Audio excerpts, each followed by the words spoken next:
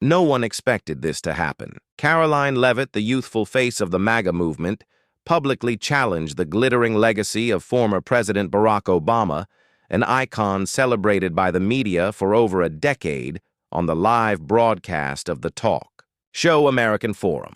The stage was set for what seemed like a casual conversation, but within minutes, the audience realized this was no dialogue. This was a true ideological battle. Karoline didn't come to chat. She came to fight facing her that evening. Was Michelle Obama, former First Lady, a symbol of elegance and progress who had inspired millions through Let's Move, and her best-selling memoir, Becoming Michelle, took the stage with confident poise, her smile warm yet sharp, every word carrying the weight of a woman who had shaped American culture. She embodied the Obama legacy, a story of hope, diversity, and social justice. But then Leavitt spoke. She didn't target Michelle personally. She aimed at the policies she represented, from Obamacare to educational initiatives, what Leavitt called a dream detached from America's workers within minutes. The exchange turned into a clash of two eras. One side a past painted with inspirational speeches, the other a new generation determined to tear down any remaining sheen of glory. That night, Michelle Obama herself felt the final barrier of her husband's legacy waver before an unrelenting opponent. Before diving into the story, comment where you're watching from, and don't forget to subscribe so you won't miss the latest stories. The American Forum stage blazed with light, the vibrant sound echoing through the auditorium, thunderous applause mixed with boos, creating an atmosphere both tense and electrifying. The stage lights gently swept. Over the audience on one side, MAGA supporters held high banners proclaiming "Protect Our Kids," while on the other, Democratic voters clutched signs reading, "Love is All." Laura Bennett, the veteran host, stepped to the center of the stage with a calm but firm demeanor. In an elegant dark suit, she scanned the auditorium with a commanding gaze before offering a professional smile. "Welcome to American Forum, where we come together to discuss the issues shaping our nation's future. I'm Laura Bennett, and tonight we'll dive into one of the most heated and controversial topics, culture and identity." She paused for a beat, her voice ringing clear like an arrow cutting through the surging wave of emotions in the audience. In the first part of our debate, we'll discuss policies related to sex education in schools, transgender rights, and the phenomenon known as wokeness. The spotlight turned to Michelle Obama, seated with a composed demeanor and graceful presence. Mrs. Obama, as someone who has spent years working on education and community programs, please share your perspective on these policies and how we can balance individual rights with society's shared values. Michelle stood, her hands lightly touching the podium, her gaze sweeping over the audience. America is strong because of its diversity. She began, her voice warm and deeply persuasive. I've met kids in Chicago isolated because of their identity. Comprehensive education doesn't just teach knowledge, it teaches compassion. We must protect the vulnerable, not push them to the margins. The Democratic side erupted in applause, some holding up signs reading "Justice for All," but among the MAGA crowd, murmurs of discontent spread like wildfire.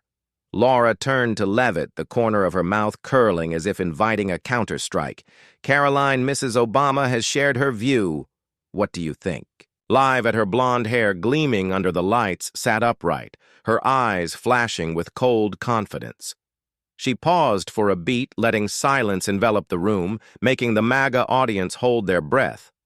Then she stood, stepping toward the center of the stage, her gaze locking onto Michelle like a hunter, eyeing prey.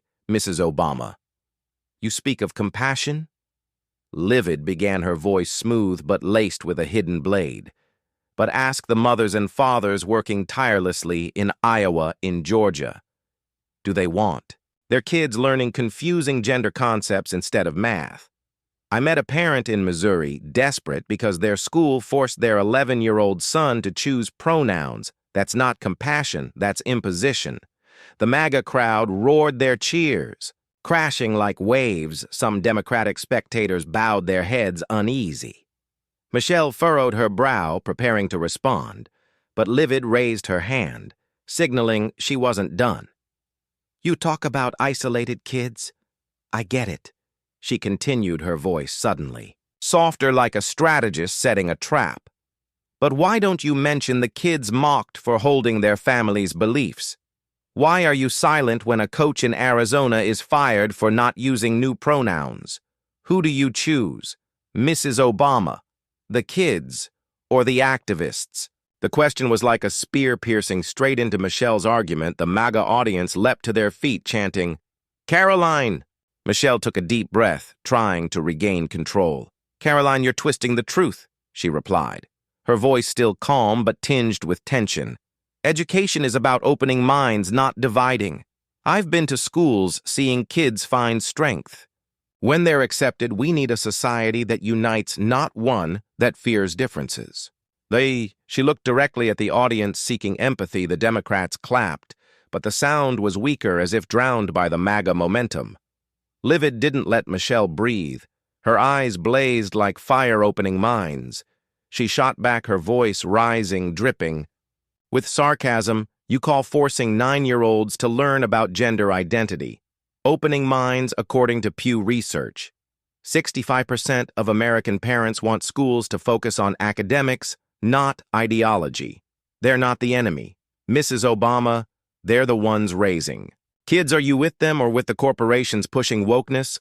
Zaga crowd erupted, waving banners that read, "Parents first." Some Democratic spectators shook their heads, silent. Michelle tried to hold her ground, her gaze steadier. "Karoline, you're stoking division," she said, her voice firmer. "I don't represent any corporation. I represent those pushed to the margins, those who need to be heard. Education doesn't impose. It offers a chance to understand each other." She turned to the audience, hoping to reignite support, but only a small corner clapped. The macabre boos overwhelmed, causing her to falter. Briefly, Leavitt smiled, as if she'd anticipated Michelle's every move. "A chance," she repeated, her voice dropping, laced with mockery. "Who are you giving a chance to? The activists writing textbooks, or the workers left behind? I know a teacher in Nevada fired for refusing to teach fourth graders about transgender issues. You call that justice, Mrs. Obama?" The question was a knockout blow, leaving Michelle momentarily stunned. Laura interjected, her voice charged with excitement. "Mrs. Obama, Miss Leavitt has raised a big issue. How do you respond?" The spotlight bore down on Michelle, as if exposing every weakness. She took a deep breath, trying to regain her composure. "I believe in dialogue," she said, her voice deliberate. "We can protect kids and respect diversity. I've seen schools unite when people listen to each other," but her words lacked force, overshadowed by Leavitt's onslaught. Leavitt turned to the audience, raising her hand like an order, conquering the crowd Americans are fed up with. Wokeness forced on their kids, she declared, her voice resounding. According to Rasmussen reports, 70% of voters want schools to teach skills, not ideology, Mrs. Obama. Do you hear their voices, or are you too caught up with the DC elite? The final line was a blade cutting deep into Michelle's stance. The MAGA crowd exploded, shouts of Karoline echoing through the room. Stage lights dimmed, but the studio atmosphere remained molten like a furnace. Laura Bennett stepped forward, the light casting her shadow like a blade across the stage. The studio quieted, but still burned like embers, waiting to be reignited. She scanned the crowd, her gaze cutting through the undercurrents. "Thank you for those candid, profound, and emotional insights about how we shape who we are and who gets to rewrite those stories," she said, her voice low but resonant like metal beneath each word. "But identity isn't just personal, it's also shaped by what's prioritized and what's left behind in the national budget." She paused, letting the stifling air grow heavier.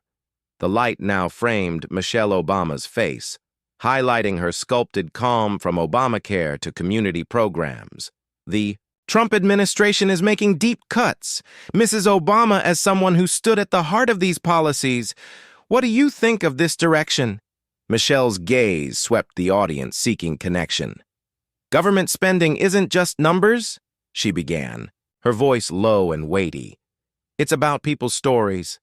I met a single mother in Detroit whose son got heart treatment because of Obamacare. These programs are a safety net for millions of Americans.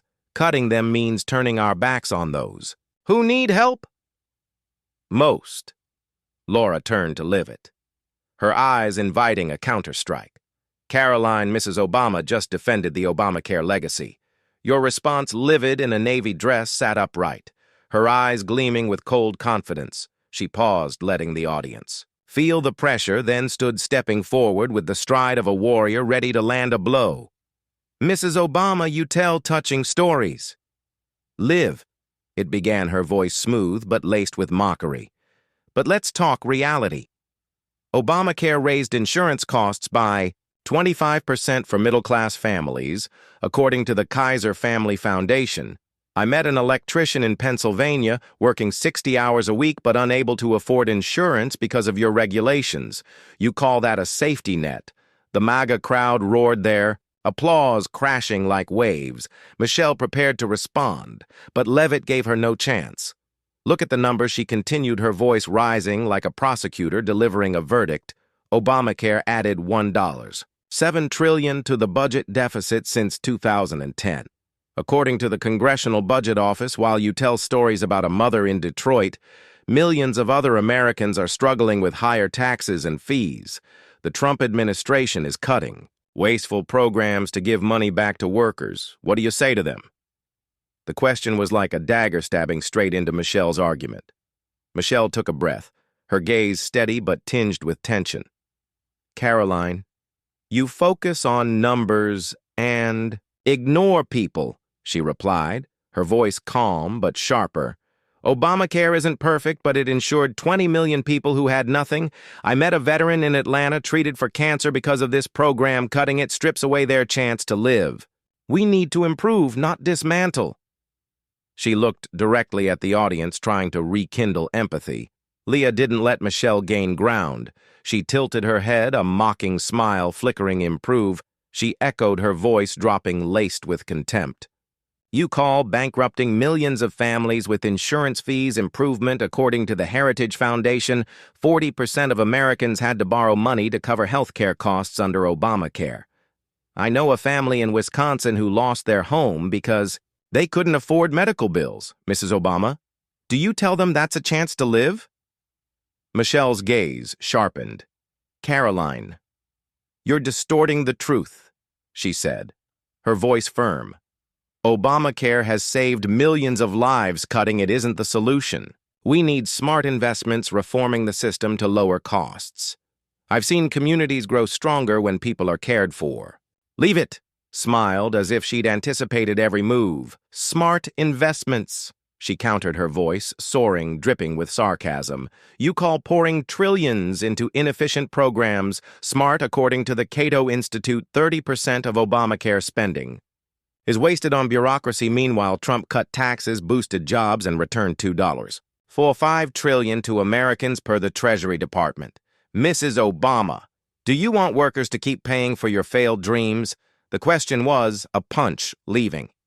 Michelle stunned. The MAGA audience stood there, applause like thunder. Laura interjected, her voice charged with excitement. Mrs. Obama, Miss Leavitt just brought strong numbers. How do you respond? The spotlight bore down on Michelle, as if exposing every weakness. She took a deep breath, trying to regain her composure. I believe in an America that cares for each other, she said, her voice deliberate. Obamacare was a start and we can improve it. Cutting it isn't the answer, it's abandoning responsibility, but her words lacked force, overshadowed by Leavitt's onslaught. Leavitt didn't stop. She turned to the audience, raising her hand like an orator, conquering the crowd. Americans don't want bloated programs lining bureaucrats' pockets. She declared, her voice resounding. According to the Reason Foundation, 60% of voters support cutting government spending to lower taxes. Trump listens to them, but Mrs. Obama doesn't. Are you with the workers or with bureaucratic dreams? The final line was a blade cutting deep into Michelle's stance. The MAGA crowd erupted, shouts of Karoline echoing through the studio. Leavitt sat down, her gaze icy like a warrior who'd landed a second blow. Michelle, though still composed, felt the mounting pressure. The ideological battle was tilting toward Leavitt, and the stage was hotter than ever. Laura Bennett stood at the stage's center like a steadfast pillar amid a raging storm. The lights highlighted her face, accentuating the sharp, commanding presence of a host navigating one of the fiercest debates on television today without shouting or exaggerating. With just a glance and a well-timed pause, she held the pulse of the entire room, so she leaned slightly forward, her voice lowering as if drawing the audience closer. The question is, after all the arguments, the differences, and the clashes, what is the true mark a president leaves on this nation? She paused, her gaze shifting to Michelle Obama, then sweeping to Leavitt in the audience, his legacy about numbers, policy changes, or something deeper, something that touches the soul of a nation. The studio fell into a tense silence, taut as a bowstring. "Mrs. Obama, please." Michelle gently adjusted her beige silk dress, her eyes seeking empathy from the audience. "Our legacy is a journey of overcoming," she began, her voice warm and emotional. "We inherited a nation broken by a financial crisis. We created 14 million jobs, saved the auto industry, and brought Obamacare to millions who were desperate. I met a farmer in Iowa who said that because of us, his family no longer feared bankruptcy. From illness, that's a legacy of unity and hope."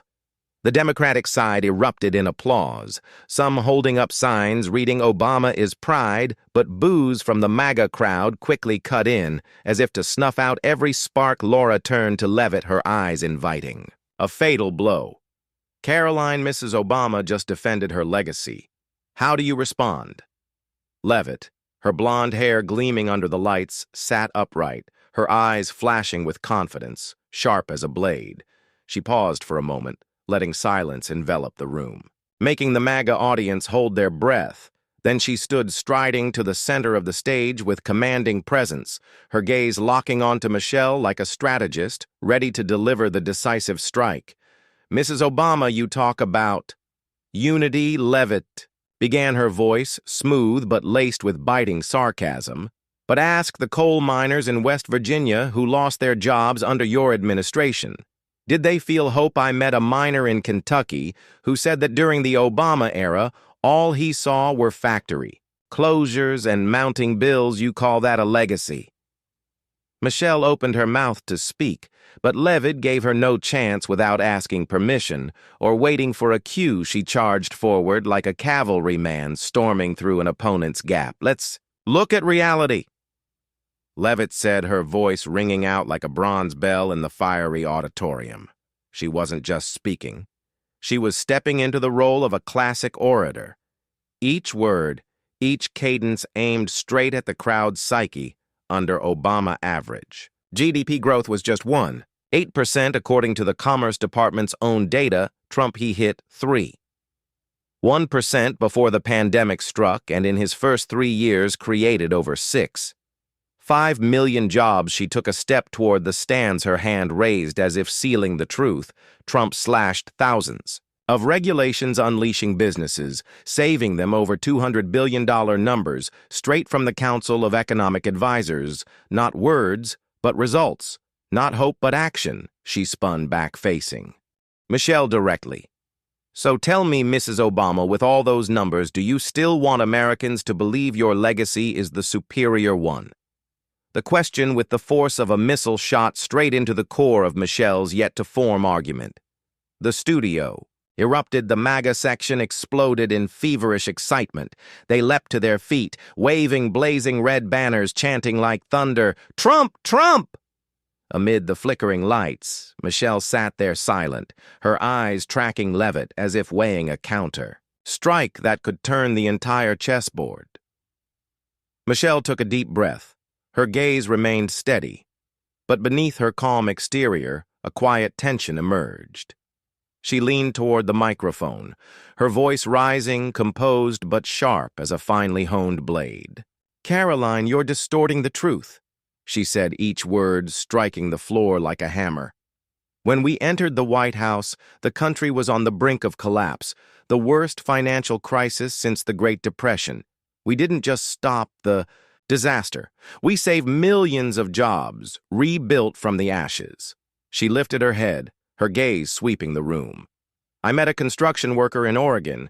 He told me that thanks to our economic stimulus policies, he could feed his family, have insurance, have hope. The foundation Mr. Trump inherited was the recovery we bled to achieve. A moment of silence. Then Leavitt leaned forward, a mocking smile flickering across her lips, like a knife slashing through the picture Michelle had painted. Inherited. She repeated, her tone igniting like a spark. You call adding $9 trillion to the national debt, laying of foundations. According to the Office of Management and Budget, over 4 million people fell into poverty under Obama. Her voice gradually lowered, but the intensity made it all the more overpowering. And Trump, he didn't just create jobs, he brought unemployment down to 4%, the lowest in half a century.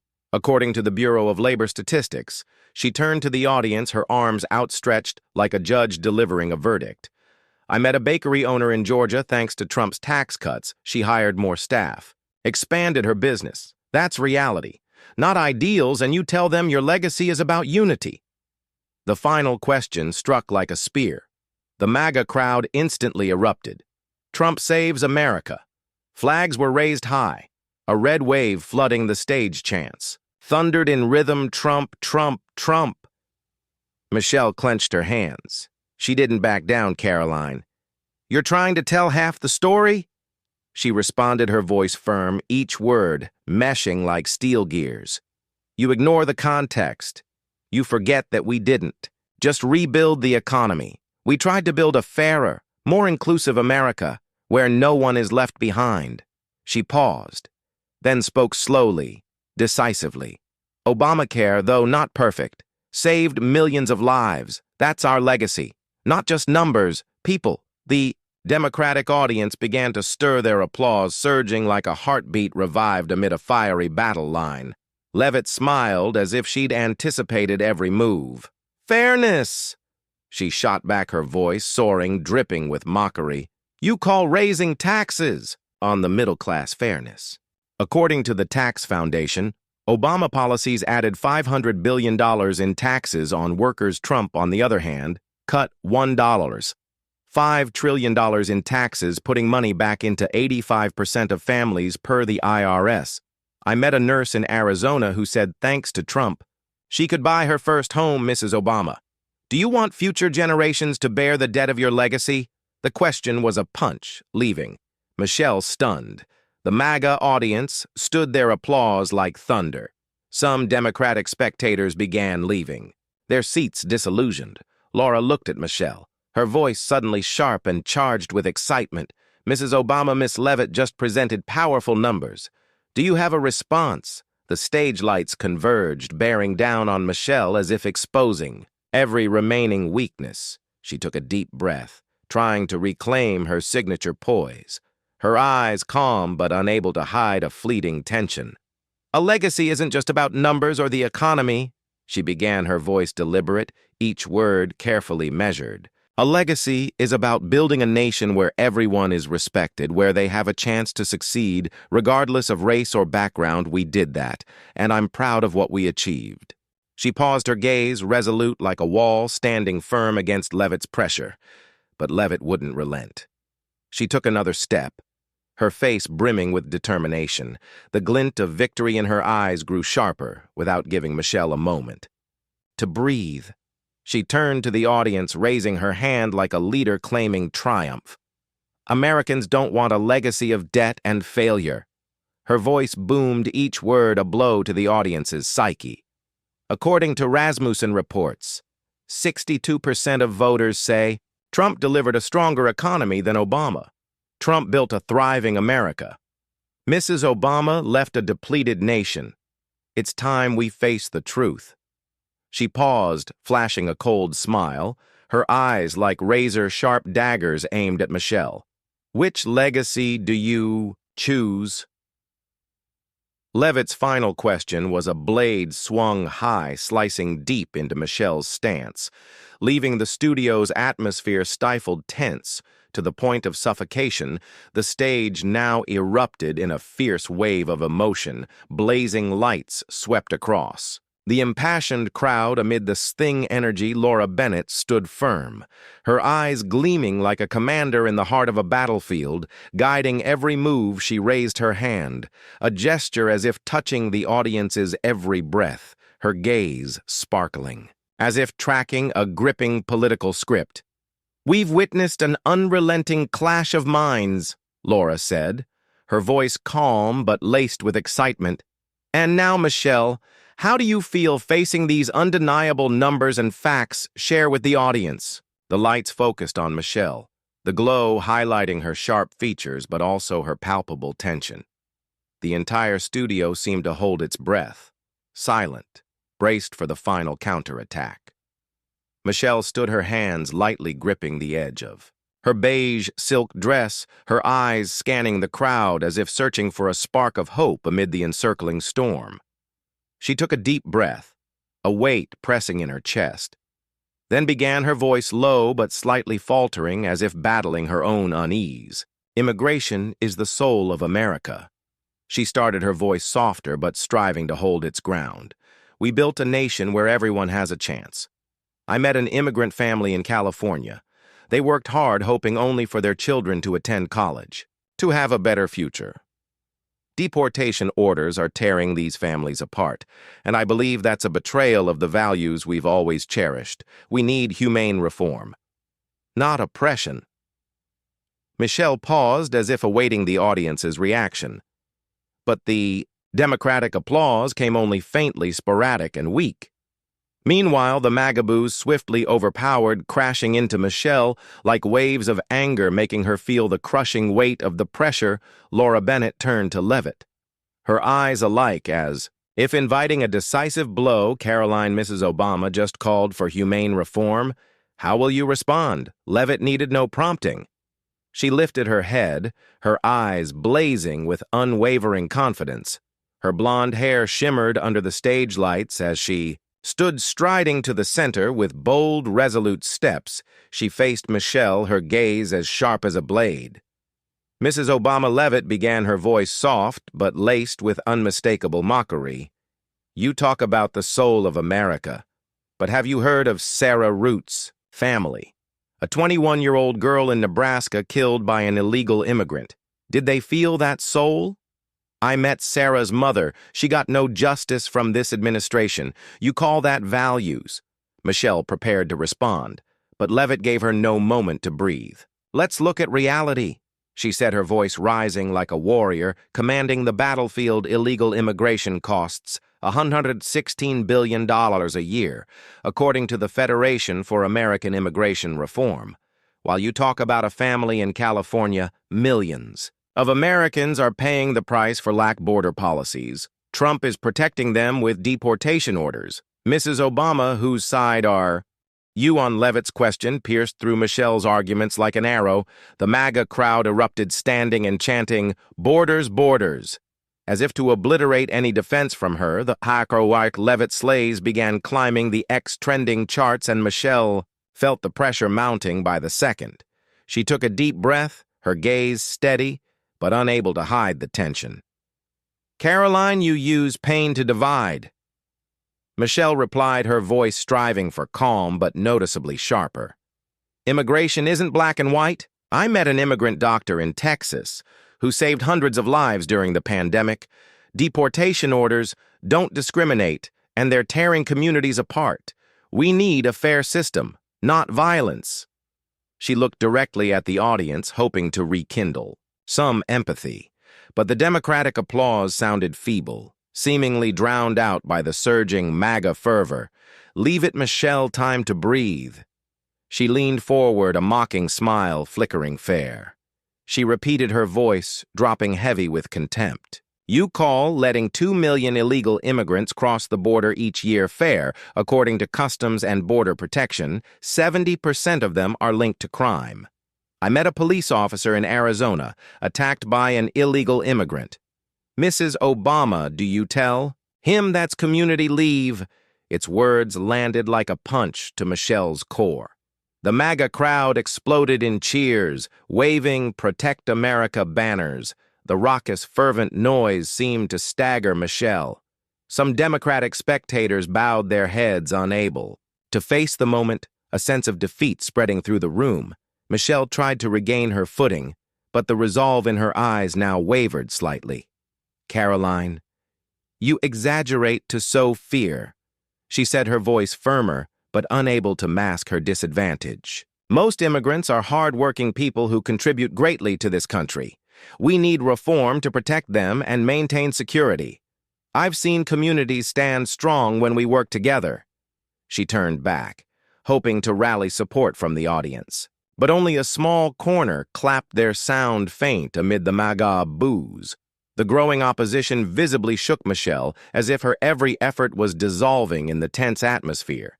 Leavitt smiled as if she'd anticipated every move community she countered, her voice soaring, dripping with mockery, letting cities like Chicago drown in crime.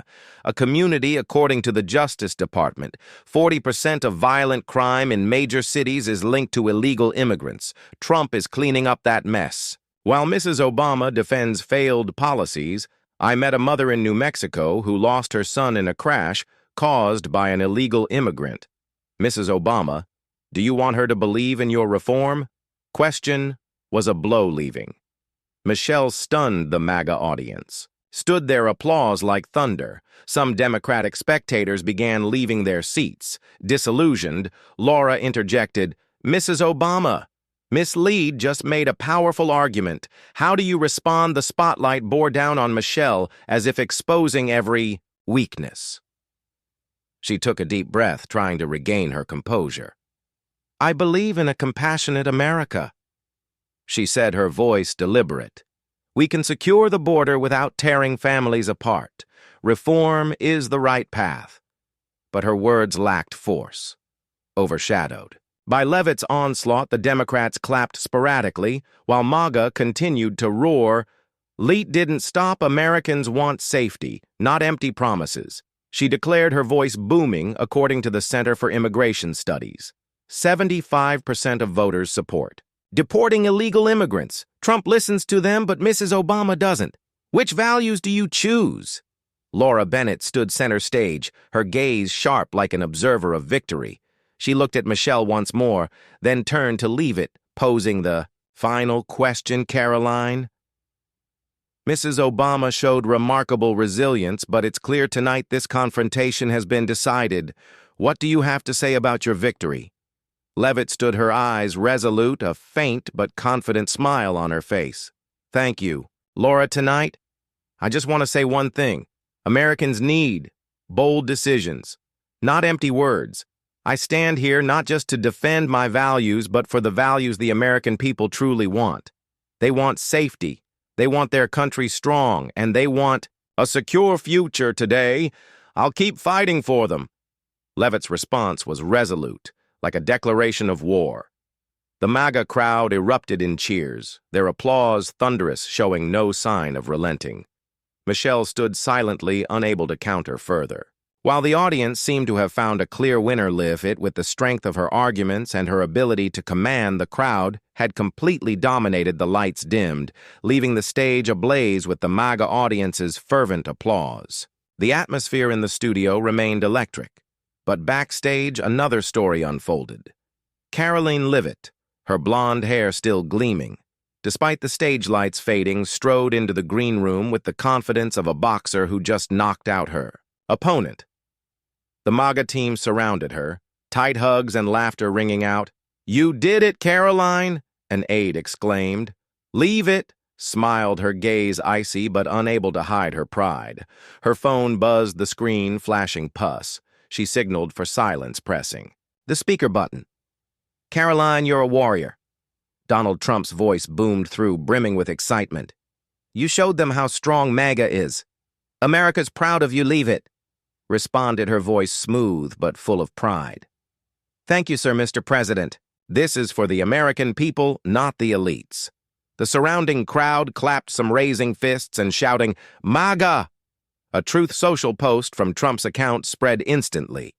Karoline Leavitt just taught the world a lesson in MAGA strength tremendous. Meanwhile, Michelle Obama sat in a quiet corner backstage, dim light casting shadows on her face. Her usual poise tinged with weariness, an aide stood nearby trying to console her. "You did well, ma'am. Leavitt just played dirty." Michelle shook her head, slightly her eyes distant. "She was sharper than I thought," she said, her voice low pensive. "She knows how to hit the crowd's emotions."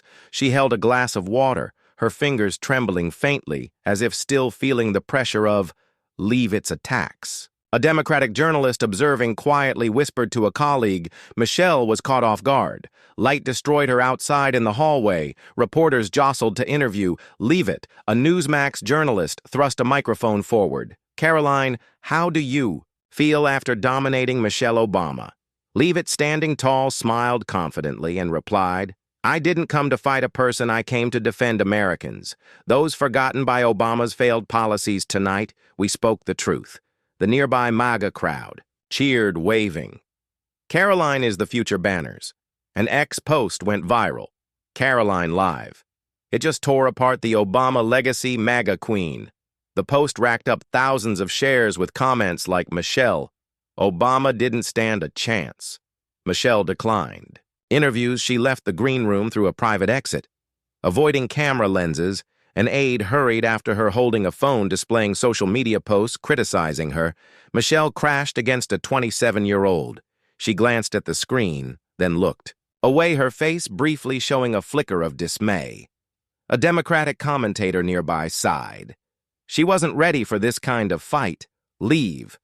It was ruthless. Some Democratic spectators still gathered outside the studio, tried to defend Michelle, but their voices were drowned out by the MAGA crowd chanting, "Karoline, Karoline." Backstage became a miniature media battlefield. Conservative journalists clustered around Leavitt, recording her every word. "Mrs. Obama represents a bygone era," Leavitt declared to an on-camera, her voice steely. "Americans want action, not empty promises." "Trump and I are delivering that," a reporter asked. "Do you think you changed the political game tonight?" Leavitt smiled, her eyes flashing. "I think Americans saw who's really fighting for them." The MAGA crowd clapped, some holding up phones live. Streaming the moment, the Dr. Leavitt slays continued to dominate with a post reading, "Karoline just burned Michelle Obama to the ground, MAGA reigns." In another corner, a group of Democratic journalists dissected Michelle's defeat. She was led by Leavitt from the start. One reporter whispered, "Leavitt knew how to use data and stories to hit people's hearts." An ex-post from a Democratic account tried to downplay it. "Michelle is still an icon, but Leavitt played dirty." But the post was quickly drowned out by the MAGA wave. No excuses. Karoline won, a conservative commentator near the exit told a camera. "This is a historic moment. Leavitt demolished the Obama legacy in front of millions." In a small press room, David continued answering interviews, each word like a hammer, solidifying her victory. "I'm not here to boast," she said, her voice calm but commanding. "I'm here to speak for the forgotten Americans, those left behind by Mrs. Obama and her legacy." A reporter asked, "Do you have a message for Mrs. Obama?"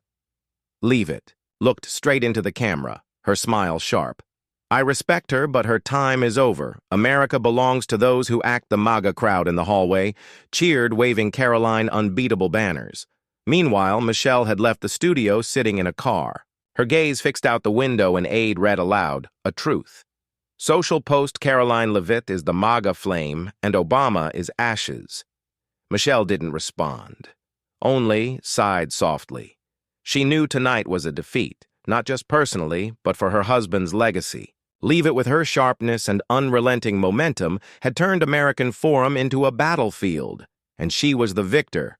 The media storm after American Forum spread like wildfire. Michelle Obama faced unprecedented criticism. Social media posts dissected her failure. Michelle got crushed by Leavitt.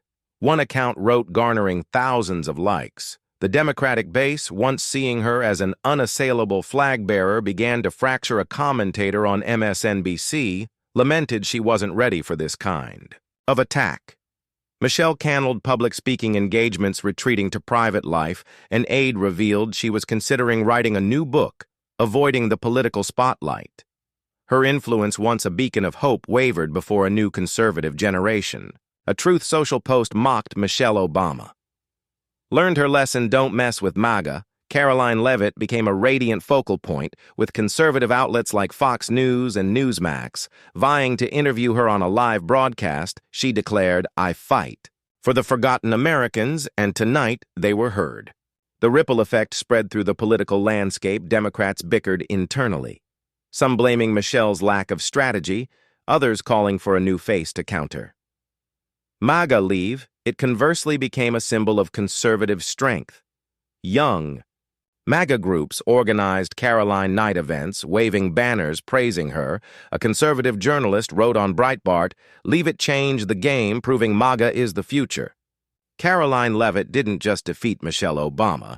She etched her name into American politics as an icon of the new conservative generation. At 27, Leavitt became a standard-bearer for the MAGA movement, dubbed a potential successor by Trump ex-post. Celebrated her. Karoline is the future MAGA, forever unbeatable. She appeared at conservative conferences, each word igniting faith in a strong, uncompromising America. A Newsmax commentator wrote, "Leavitt redefined politics, sharp, fierce, and fearless." Karoline Leavitt became an inspiration for thousands of young women across America, from college campuses to small towns. Women for Karoline groups quickly grew, organizing workshops on oratory and leadership, encouraging women to engage in politics and public discourse. A Texas student shared on Truth Social, "Karoline made me believe I can change this country." Leavitt not only inspired a new generation of women, but also galvanized a robust conservative movement focused on working-class Americans. She skillfully used stories and data to confront and defeat elite forces, earning strong support from ordinary citizens. With her confident demeanor and intelligent approach, Karoline became an indispensable face of the MAGA movement, a leader in the fight to protect traditional values. Now Leavitt is preparing for bigger roles in politics with a steadfast vision for an America where the people's interests come first. She continues to establish herself as a rising star with fierce determination to shape the nation's future. The story gloves off. Karoline Leavitt. Official shuts down.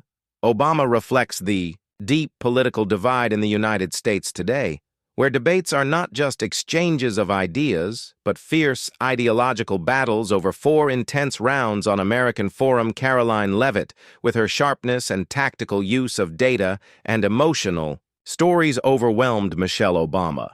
The representative of the progressive legacy, this confrontation mirrors the current American political reality, where new generations like Leavitt challenge established icons like Michelle amid polarization over culture, economics, and immigration. Leavitt's victory, amplified by social media and MAGA's adulation, underscores the power of modern media in shaping public opinion, a common phenomenon in America where social media magnifies political narratives. The lesson is that in a polarized society, thorough preparation and emotional connection are key to persuasion. Leavitt succeeded because she understood her audience, using data and stories to strike at their hearts, while Michelle, though elegant, lacked the agility to counter the aggressive tactics Americans today, whether in work community debates or social media, should learn to blend reason and emotion, prepare rigorously, like Leavitt, but also maintain the respect shown by Michelle in a divided landscape. Listening and sharp rebuttals rather than just defending ideals will help build bridges and create real impact. Subscribe to the channel to not miss thrilling ideological battles like American Forum. Thank you for watching, and see you in the next MAGA.